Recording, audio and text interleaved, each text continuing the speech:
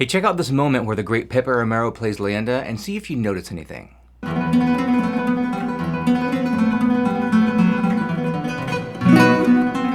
Did you notice that right before he strummed that big fat B chord that he slowed down just for a moment? It was very subtle. In this video, I want to talk about this strategy that we can use that is slowing down in a musical way when things get hard to prevent possible mistakes, but it also has this awesome byproduct of sounding more expressive.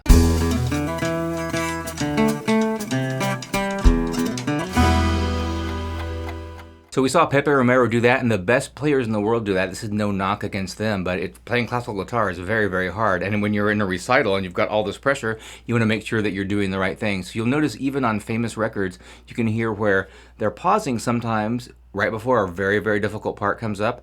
It's not written in the music, but that just ensures that they're playing the right thing. And as a soloist, we can get away with that. So in that Leyenda example, the music says to go and get right to the chord. So hard to do that, but if we put just a tiny moment in there, it can give us just a kind of a little instant to regroup and reconnoiter, make sure that we're in the right place. We're not going to be playing Leyenda though. Let's look at something a little more manageable like Romansa. As a nylon string guitar player, you must know Romansa, so I'm just going to assume you know that. And if we're going to play Romansa to a metronome, we would go 1, 2, 3, 1. Now it's easy, for the most part. Right here, got a half bar. Now, that is really hard for most people to get to, and it's never going to really be super easy because we have to jump from a half bar to this full bar instantly. We're going 1, 2, 3. That last note can very often get lost. We got to get there super fast and jump into it, and that's worth practicing to a metronome and getting good at that. But if you were playing that as a soloist, of performing it for somebody, just to be sure, you would probably go like this. I certainly would. And that just gives you a little moment to get there and make sure that it's correct. So what happened there was I didn't just stop and put a gap in there immediately, just kind of killing it, because even the untrained listener can tell that something went wrong there.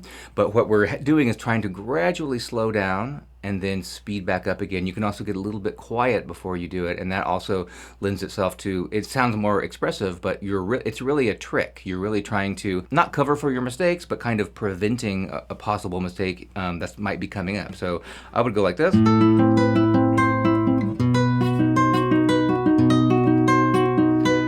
I did it again, but I didn't really need to right there. So once you get that kind of habit down, and we don't have to do it all the time, I say it shouldn't really be a habit because we need to be able to play metronomically, and certainly if you're playing with other people, they can't read your mind as you ebb and flow playing rubato. But as a soloist, you can really get away with doing this, and it sounds more expressive. So from the beginning of Romansa, if I were performing this, I wouldn't play it like this,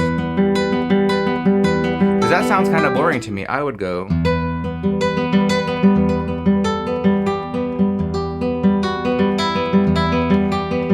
I'm getting loud and soft, but I'm also just a little bit slowing down and then speeding back up again. You don't want to do it all the time because that itself can sound monotonous, but it just sounds just so much more free and expressive. If you take a classic, awesome classical song like Capriccio Arabe and you play it like it's written on the page, it would sound like this.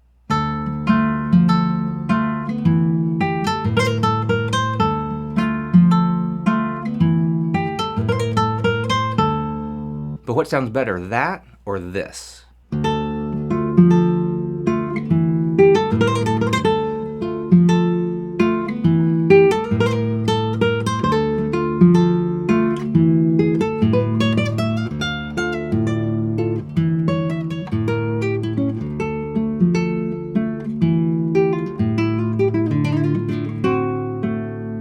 So I like to do it that way. It's way more expressive, and it's not really because I'm afraid of making a mistake coming up in a really hard part. It just sounds so much more free and musical that way. Another classical guitar piece that comes to mind when I think of this idea of slowing down to make sure that we don't mess things up is in Villa-Lobos Etude No. 1. It's got this crazy arpeggio pattern, and it goes through all these chords, and it gets up here to B7, and from there we have to jump to this diminished 7th chord, and it's so hard to get there. I have an album by the Assad Brothers playing that, and I always noticed in that spot they go playing that arpeggio really fast, and then they pause a little bit. I don't don't know which brother is playing that one, so it's one of them. And they pause right there exactly because it's so hard to get to that. And why not? It sounds more expressive. They're just more secure and sure that they're playing the right thing. And the listener interprets that not as a mistake or that you stopped or that your timing is off, but that things are more expressive.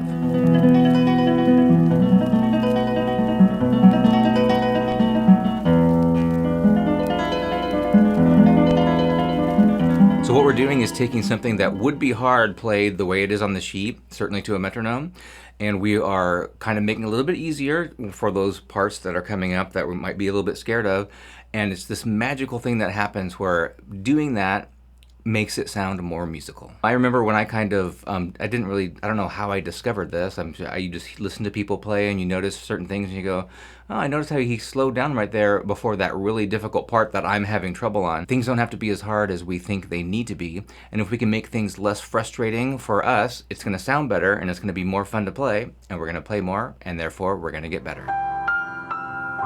If you want to know how to play that Villa-Lobos Etude No. 1 arpeggio pattern, it's a really awesome one, really great for the right hand. I'll teach you how to play that right here.